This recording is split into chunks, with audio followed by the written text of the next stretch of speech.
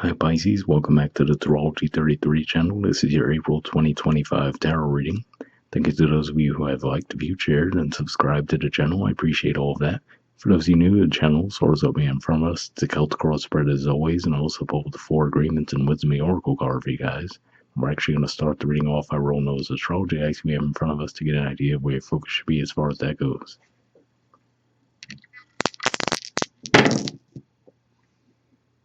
All right, we have 12. So 12th house energy for you guys is Aquarius, and we have Pluto in Aquarius. So 12th house in general points to spirituality, blind spots, and mental health. So there could definitely be some transformations there.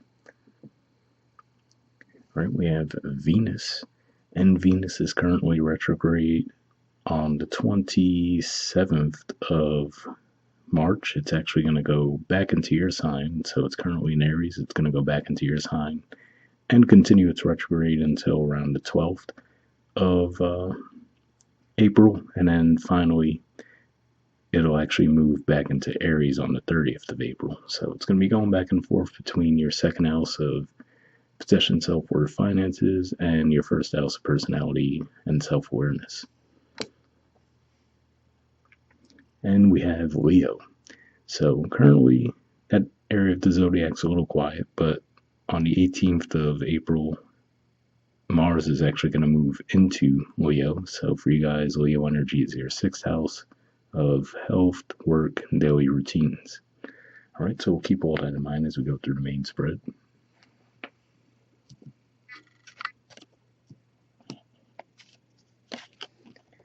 In the main situation position, we have the 2 of Swords, which is Libra energy. And challenging that, we have the Sun. So could just be saying that maybe you guys have spent a lot of time trying to make a decision around the situation, maybe even trying to detach from the emotions around the decision as well. And with the Sun in the challenge position, could just be saying that the key to actually getting out of energy might be to embrace a more light, playful energy around the decision making.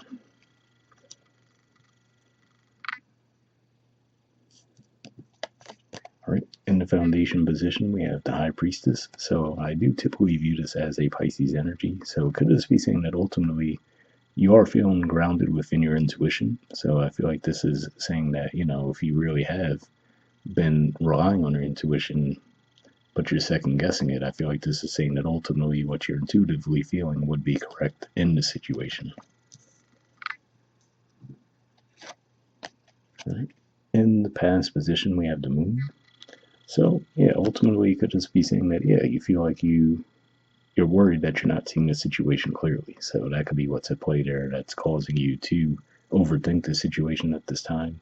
And I mean, we just mentioned the Venus retrograde energy that's been in and out of your sign, and there's also going to be we have Mercury retrograde as well, and Mercury is also going to go back into your sign around the 29th of March, and it'll start its direct motion a little earlier than Venus. It'll be like at the end of the first week of April, but and then it's going to move back into Aries on the 16th.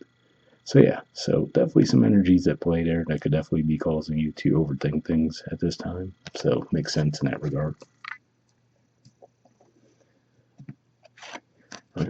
In the present position, we have the 10 of Wands. So this is Sagittarius energy here, and it could just be saying that maybe you guys have taken on a lot in your lives, especially your career lives, right? So maybe this is saying that you're just feeling a little bit overburdened when it comes to your careers, and maybe that's what you're reconsidering, right? Like, okay, should I continue down this career path? Should I possibly look for other opportunities, whatever the case may be? So you could just be feeling a little bit overwhelmed in that regard.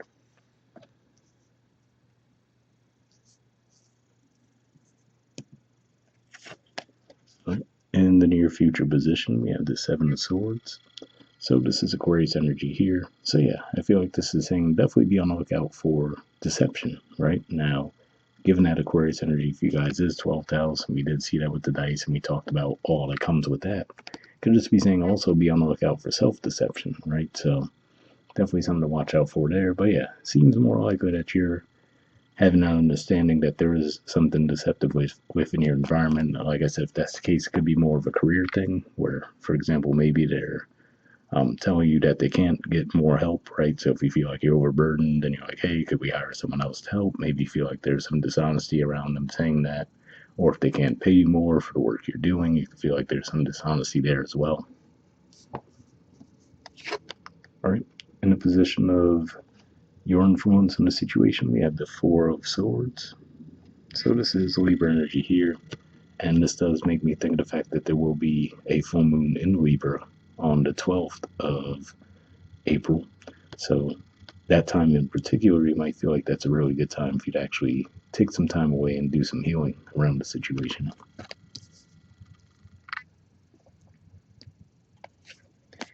In the environment position, we have the Eight of Cups. So yeah, so it looks like for a lot of you, you might ultimately decide to walk away from the situation, right? Again, because like I said, it seems like you might just feel like there's no fulfillment there, right? So if you feel like what you're doing is going unacknowledged, unappreciated, right, then that could kill your motivation to continue to do it, right? Or if you feel like, oh, you're not just getting what you deserve, right, or getting the support that you need, whatever the case may be, it looks like you're just ready to leave it behind at this time.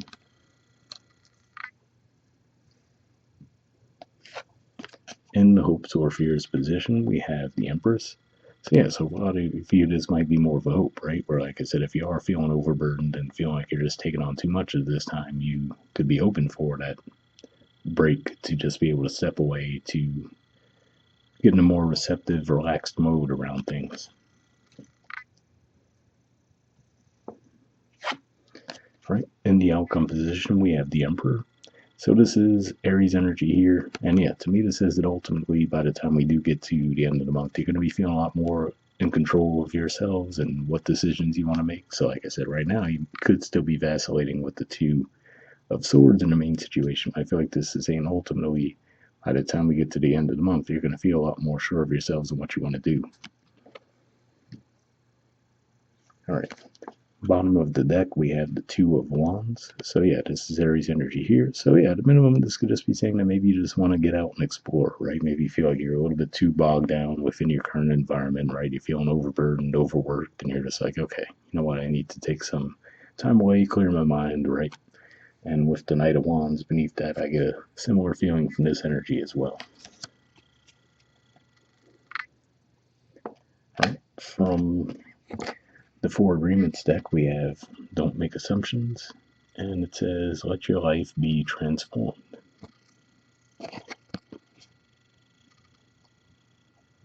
Okay, it says, when you stop making assumptions, your word becomes impeccable, and your life is completely transformed. Magic just happens in your life.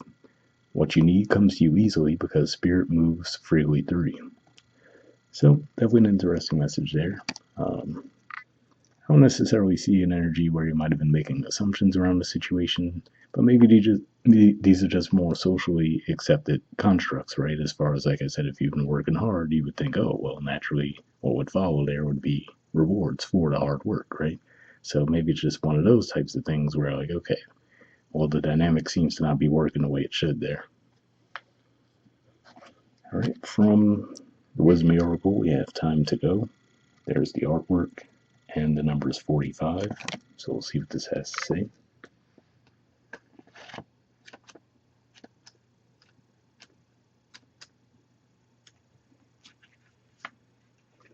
All right, essential meanings says endings, completion, walking away from something because there is nothing else to learn or experience. The Oracle's message: you are at the end of one journey and have not yet begun the next. This is the moment to bless your experience thus far. Take stock of what you've learned.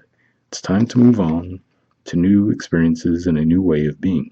There is nothing left for you to do, be, or experience in your current circumstances. Take the risk and move on, even if it means you need to be in transition for a time. Your destiny is calling you. So, interesting message there. It does seem to be in alignment with what we were saying as far as it looks like you're feeling like you're a little bit overworked, overburdened. You've been trying to make a decision around the situation. We do see the moving away energy there with the Eight of Cups. So, if that's what you're feeling currently, hopefully that message resonated.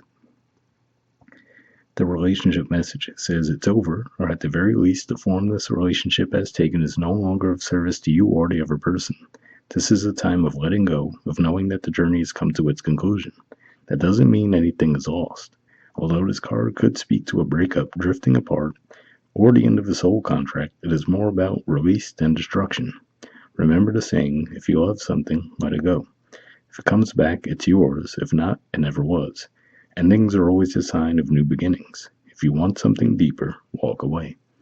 Now, I do have to say, this really didn't come across as a one-to-one relationship dynamic within the spread, but I can see that potentially playing out as far as the Four of Swords and the Eight of Cups in your position there, as far as you might feel like you're not getting the fulfillment that you would like within your relationship. And in that regard, it could just be saying that, yeah, at the very least, walking away, whether it be to cause the other party to step up or to just seek something more fulfilling, then that might be the best path for you at this time.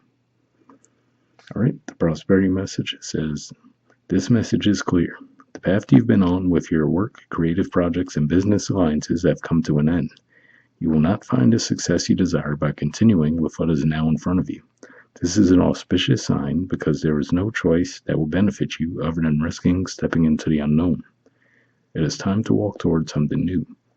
This card also pertains to the more neutral concept of completion. You finished your task and can rest assured that this ending will open up a powerful new avenue of opportunity, even better than any you can imagine. You have done all you can. Now trust that Spirit keeps the plan moving forward. Fortune requires you to conclude this chapter of your life. And remember that when one door closes, another opens.